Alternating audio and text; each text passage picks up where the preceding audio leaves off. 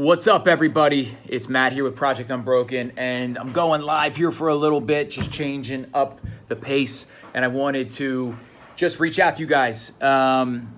It's Wednesday, it's the middle of the week, and I just wanted to give you guys a little bit of Humpday motivation, especially for those of you who are new to recovery. You're working your way out of addiction, you're working your way through a maintenance program like methadone or Suboxone, or you're transitioning from methadone or Suboxone to just clean living. Excuse the clean term for those of you who don't like the politically incorrectness of the term, but it is what it is. And today I wanted to talk about what recovery really looks like and give you guys a little bit of what my recovery looked like, for instance. Greg and I talk about this in some of our stories, but I feel like sometimes these stories get buried. So for those of you guys who are maybe a little bit new to our channel, Greg and I both have been through heroin addiction.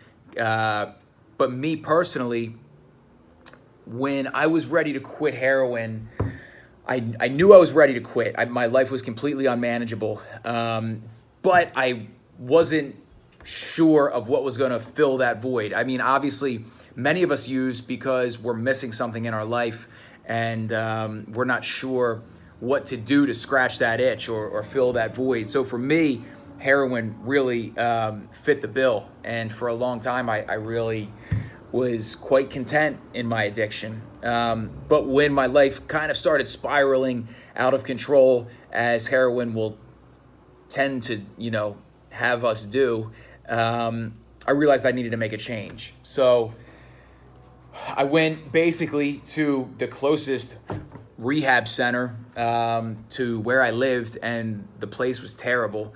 I had a really poor experience there. Most of the people who were in that facility were there by court mandate, so they didn't really want to get clean.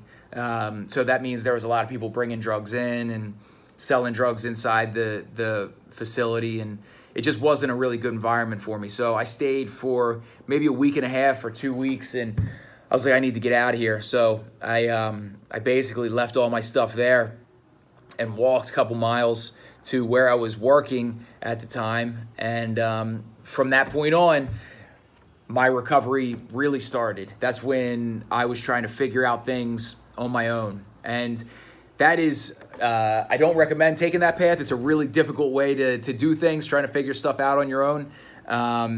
But it led me to where I am today. So I can't make any real complaints about what happened to me.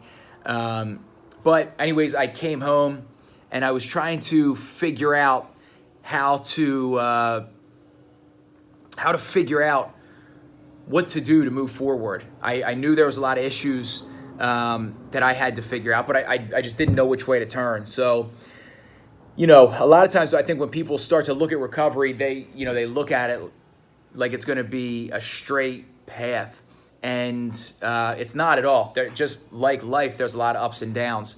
So for me, for instance, I was able to stay off of dope for a long time. But a couple things got in my way. Booze was one of them. I started drinking pretty heavily, and I always liked to drink. But while I was trying to deal with all these emotions in my head of, dealing with recovery, trying to make a name for myself in this world, dealing with relationships and all these stressors and emotions that I just wasn't used to handling, alcohol kind of kicked into gear. And because it wasn't dope, I was like, oh, well, it's not heroin. I'm not getting high anymore. But alcohol had the same unmanageable effect on my life. It really kind of threw things into a tailspin. And not long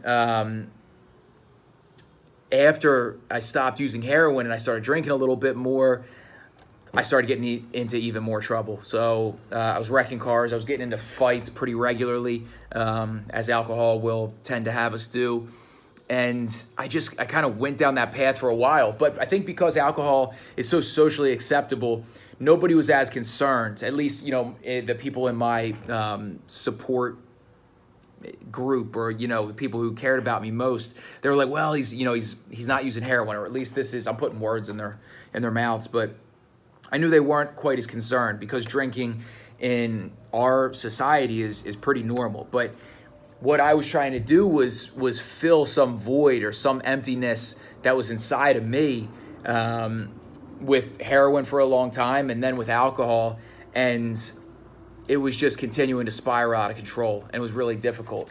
So I kept trying to right the ship or steer the ship and take things in a different direction, but for some reason I couldn't get it through my head that I had to do something else in order to help myself fill that void, or give myself some sort of sense of satisfaction of what I was doing in my life. And I think that's a lot of what Greg and I talk about is, when we were coming through our recovery individually, I know that I used to really seek out comfort. I used to really avoid anything that I considered to be a stressful situation, which is completely normal, because again, we don't have, as addicts, we don't have a lot of resources. We never really learned how to deal with difficult emotional situations or difficult stressful situations, because we always had a crutch. Mine was heroin or alcohol, for instance, to help get us through whatever that situation may have been. So if something uncomfortable came up, I could always just go straight to dope or to alcohol and have a drink, and it would kind of numb that feeling. And really the issue was never going away. I wasn't making anything better. I was just pretending that it wasn't there. And this kind of kept me in that circle of I'll call it just negativity. So while for a long time I wasn't using dope, or maybe not even necessarily drinking all the time, I was really avoiding any situations that needed to be dealt with. This was with relationships, this was with finances, this was with my job, this was basically with anything that relied on me being responsible. I would really push it away, out of sight, out of mind, and try not to deal with it. And I was like this for a long time. I mean, it was, absolutely through my addiction, and probably almost for a full 10 years. So it was really when I started putting myself in situations on purpose that I wasn't really comfortable with, and figuring out that I was stronger mentally than I had originally thought. On you there for a second.